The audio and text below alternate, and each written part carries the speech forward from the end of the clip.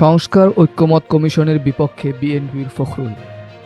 জাতীয় ঐক্যমত কমিশনের সংস্কার প্রক্রিয়া নিয়ে উদ্বেগ প্রকাশ করেছেন বিএনপি মহাসচিব মির্জা ফখরুল ইসলাম আলমগীর। তিনি আশঙ্কা প্রকাশ করে বলেছেন, এই সংস্কারের মাধ্যমে আইন ও নির্বাহী বিভাগকে দুর্বল করা হতে পারে। শনিবার 22 মার্চ গুলশানে বিএনপি চেয়ারপারসনের কার্যালয়ে এক সংবাদ সম্মেলনে তিনি বলেন, সংস্কার কমিশনের সুপারিশে আইন ও নির্বাহী বিভাগকে ক্ষমতাহীন করার চেষ্টা করা হয়েছে, যা একটি দুর্বল সরকার ব্যবস্থা তৈরি করবে। তিনি আরও বলেন, সংবিধান ও নির্বাচন ব্যবস্থা সংস্কার কমিশনের সুপারিশ বিশ্লেষণ করলে স্পষ্ট হয় যে এতে অনির্বাচিত ব্যক্তিদের রাষ্ট্রীয় দায়িত্বে বসানোর চেষ্টা করা হচ্ছে, যা অনভিপ্রেত। মির্জা ফখরুল দাবি করেন, বিএনপির ৩১ দফা সংস্কারের ভিত্তিতেই গণতান্ত্রিক রাষ্ট্র কাঠামোর উন্নয়ন সম্ভব। তিনি অন্তর্বর্তীকালীন সরকারের নিরপেক্ষ ভূমিকা নিশ্চিত করার আহ্বান জানান এবং দ্রুত একটি অবাধ ও সুষ্ঠু জাতীয় নির্বাচন আয়োজনের ওপর গুরুত্ব দেন।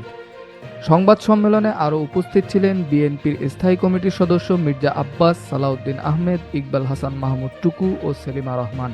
নতুন আপডেট পেতে আমাদের চ্যানেল সাবস্ক্রাইব করুন, ভিডিওটি শেয়ার করুন এবং কমেন্টে আপনার মতামত জানাতে ভুলবেন না। ধন্যবাদ।